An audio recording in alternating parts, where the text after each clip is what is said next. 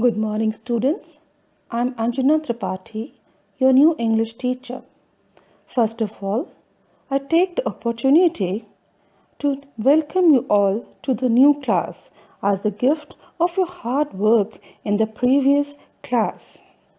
I hope you all are well and safe.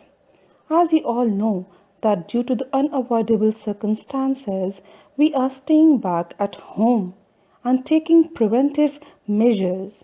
You must be enjoying the togetherness. But at the same time, you cannot ignore studies. So, keeping this in mind, let's start with it. I know it would be a little difficult for you as we are maintaining the social distancing and are not in front of each other, but trust me, if you are a little more attentive and sincere, we together can do anything. So, let's begin with our first chapter. We are going to use the book Iris, and our first chapter is The Diamond Necklace by Guy de Maupassant. Madame Mathilde Loisel was a beautiful and charming woman, but she was very unhappy with her life. She believed that life had deceived her. She wanted to marry a rich gentleman, but had to marry a junior clerk who was working in the Ministry of Education. Though not very rich, her husband tried his best to make Mathilde happy and give her a comfortable way of life. Her existence was one of constant frustration as she had lots of regrets. She hated her apartment and spent time daydreaming about fancy things and a lavish lifestyle, while her husband, on being served a simple casserole, exclaimed, "Well, a good hot pot! I don't know anything better than that." She dreamt about an elaborate feast served in fancy crockery, eating in the company of wealthy friends. She longed for fancy clothing and expensive jewelry. She was so embarrassed about her not being well off that she did not want to meet her old friend, Madame Forestier, who was very wealthy, and meeting her left Mathilde in great anguish. Instead, Mathilde chose to spend alone in her apartment, crying over and longing for the things she could not have.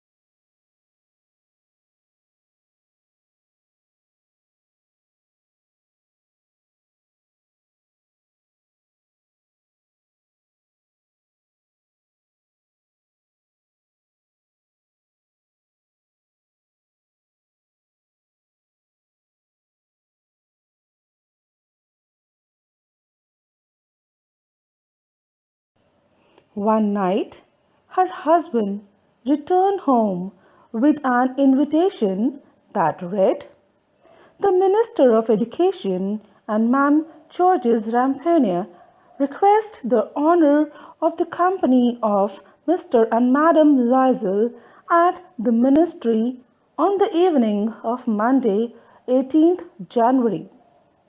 Monsieur Loisel thought his wife would be excited to attend such a party, but she got upset and threw the invitation on the table. "What am I to do with this?" she asked angrily.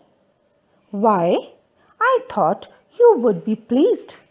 You never get to go out, and this is a great opportunity. I had tremendous trouble getting it. Everyone wants one, and very few people got the invitation. You will see all the really big people there," he said.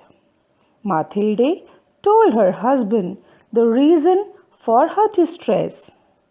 "What do you suppose I'll wear to the party?" she said, sounding sad. "How much would a gown cost?" her husband asked her. She thought about it for a while and said 400 francs would suffice. Her husband hesitated for a moment, but finally agreed to give her the money. Mathilde was still depressed. Now she complained that she did not have any jewelry to wear with the dress. Now her husband suggested, "Go to your old friend, Madame Forestier. Ask her to lend you some jewelry."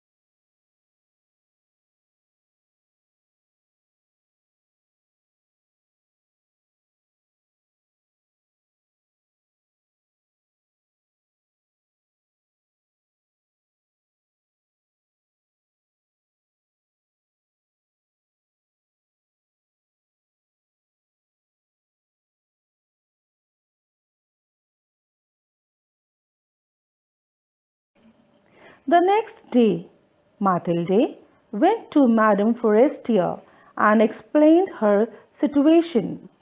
Madame Forestier was more than willing to help her friend. She brought out her jewelry box and asked Mathilde to pick whatever she liked. Mathilde selected a diamond necklace. She was grateful to Madame Forestier for her generosity.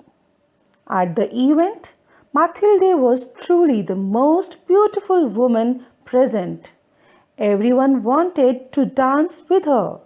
She was very happy and enjoyed herself a lot, while Monsieur Loisel slept in a corner of a deserted room. At 4 a.m., when the party ended, Mathilde and her husband took a taxi back home. When they returned, Mathilde was overcome with sorrow as the night had ended. As she removed her wrap, she cried out loud, "Oh no! Where is the necklace?" In a fit of panic, Mathilde and her husband looked everywhere for the necklace. Monsieur Loisel went back all the way to the ministry looking at if the necklace had dropped anywhere. He returned home in greater panic as he had not found the necklace. He asked his wife to write to Madame Forestier and tell her that the clasp of the necklace had broken and she would return it after repairing it.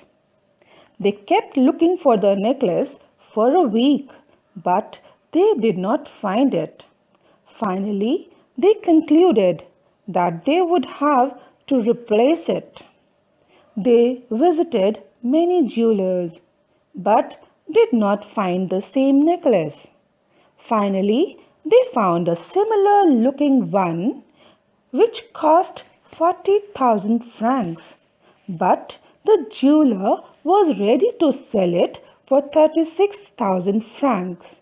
Mathilde and her husband spent a few days arranging for the money by borrowing them from all kinds of sources. They even mortgaged their entire life savings. When Mathilde finally returned the necklace in its case, Madame Forestier did not even open it. She was only annoyed that the necklace was not returned earlier. Mathilde was relieved.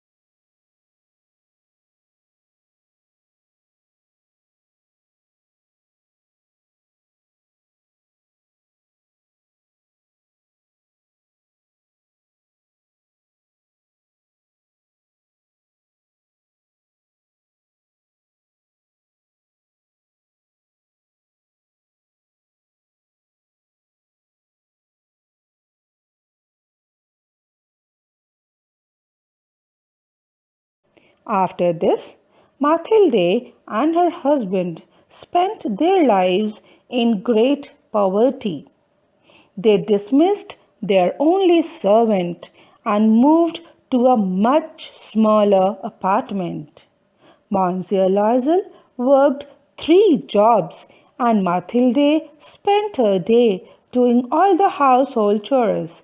Their misery lasted 10 years, but by the time they paid off all their debts, Mathilde had lost her beauty and charm, and both her husband and she were tired and damaged from 10 years of hardship.